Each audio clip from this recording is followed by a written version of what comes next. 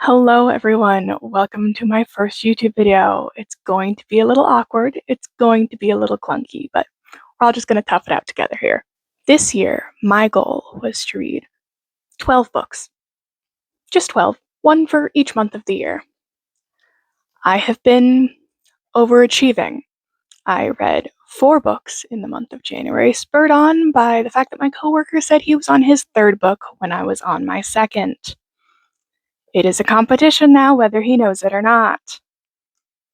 So I wanted to tell you guys a little bit about each book that I read and whether or not I liked it. So stick around and I hope you enjoy. The first book that I read this year was Devil Bones by Kathy Reichs, and I loved it. This book is from the series that inspired the TV show Bones, which I'm sure a lot of you are familiar with. It's one of my personal favorites. As a child, my mother let me watch it. Sexually explicit shows weren't okay, but it was totally fine for me to be watching decaying, rotting human bodies at 6 years old. It's probably part of the reason I am the way I am today.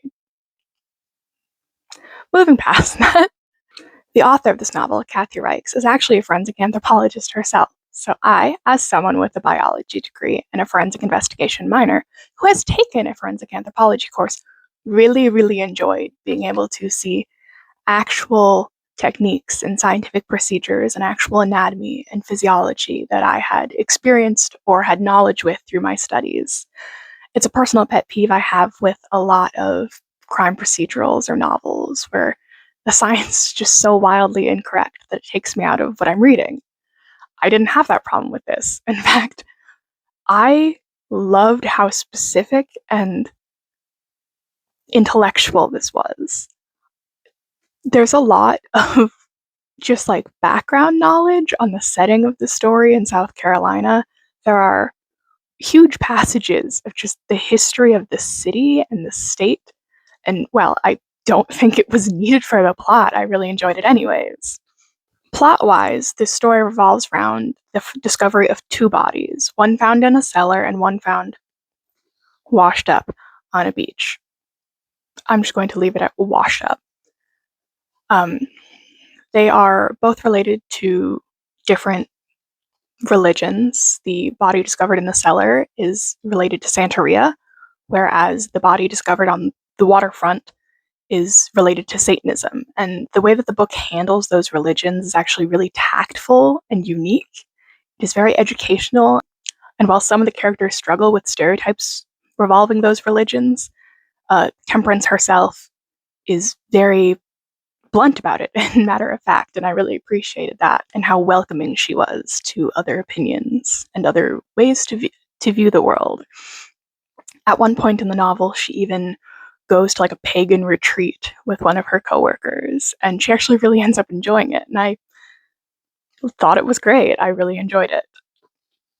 The end of the novel is a lot more like the TV show. It's very dramatic and just like very adventurous ending. A lot of things go on. Someone gets captured. I don't follow thrillers like this and attempt to solve them. I would rather just go along with the story. I'd rather just enjoy it. I don't want to be trying to outthink the characters as I'm reading. I find that kind of exhausting. I read a book or I watch a TV show to enjoy the story, not try to outthink the writer. And so I actually hadn't guessed who the real criminal was by the end of the story, and I fully believe that the twist was great. I enjoyed it.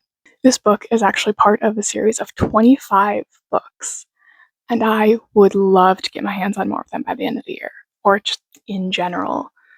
I'm clearly not reading them in chronological order, apparently, but I think that they even work as standalones. So I'm excited to find more of these novels over the next year, and I hope that you'll be with me to hear me talk about them when I'm done. The second novel that I read this year was Pride, Prejudice, and Zombies, a retelling of the classic Pride and Prejudice. It is by Jane Austen and Seth Grahame-Smith.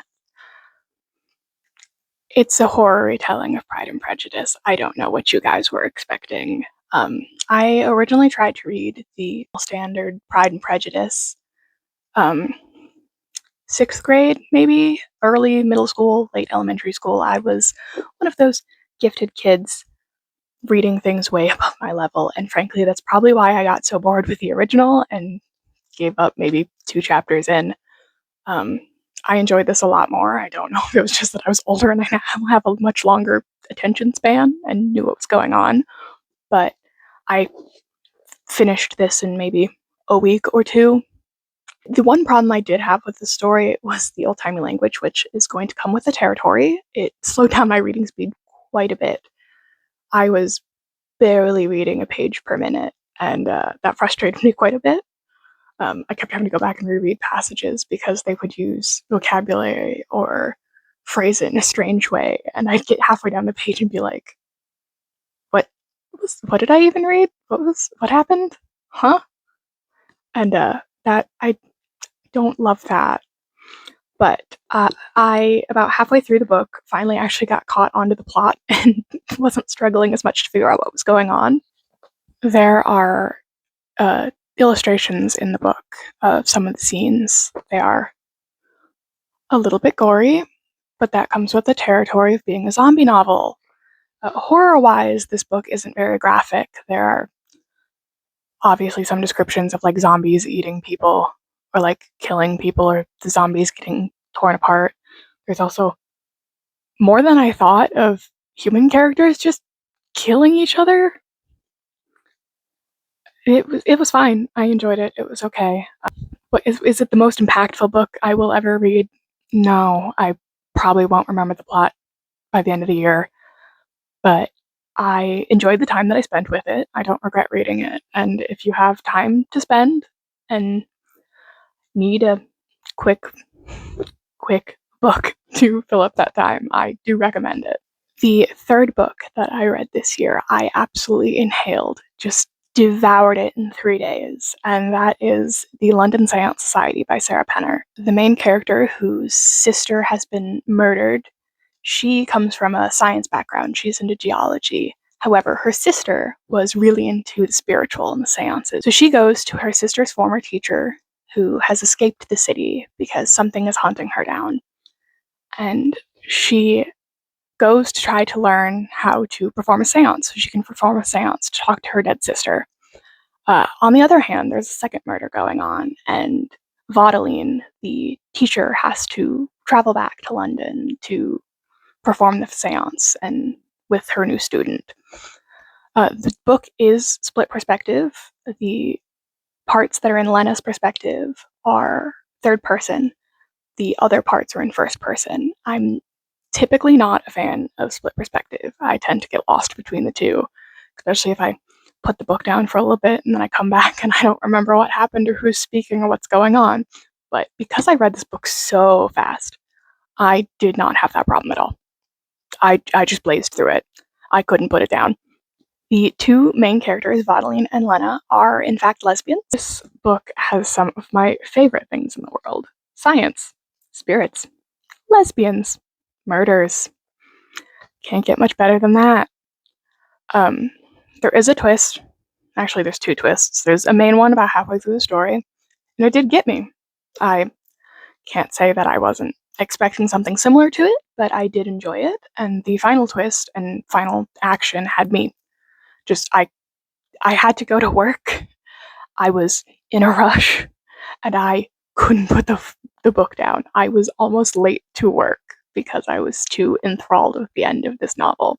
I really enjoyed it. I would recommend it. Just like pick it up and read it. The fourth and final book that I read in January was unfortunately also my least favorite. It was The Devil's Dozen: How Cutting Edge Forensics Took Down 12 Notorious Serial Killers by Katherine Ramsland, PhD.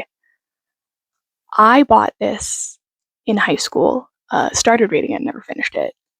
And I think that I would have liked it a lot more when I bought it originally. Unfortunately, it was written in 2009, so a lot of the science isn't super accurate anymore, or isn't as advanced as it could be, and with my educational background in forensics, I think that my knowledge base was past where this book could give me. I read a lot of this book going, oh, yeah, I'm actually really familiar with her. Oh, I've actually done that. And it kind of bored me to death. It was a slog. I thought about DNFing it a couple times, but I really wanted to have a completed book on my record. I wanted to complete book number 4 so I can move on to my next one. I think that if you don't come from a science background or come from a forensics background, you'd probably enjoy it a lot more. There is an opening, like, monologue and like a closing statement for investigators, and then there are 12 chapters, each discussing a different serial killer and what they did and how their case impacted how forensics evolved and grew. And I did think that there were a couple that were genuinely interesting. Being an American, I'm more familiar with American serial killers. And there were a few in this book that were international and actually I hadn't heard of before. And I enjoyed that.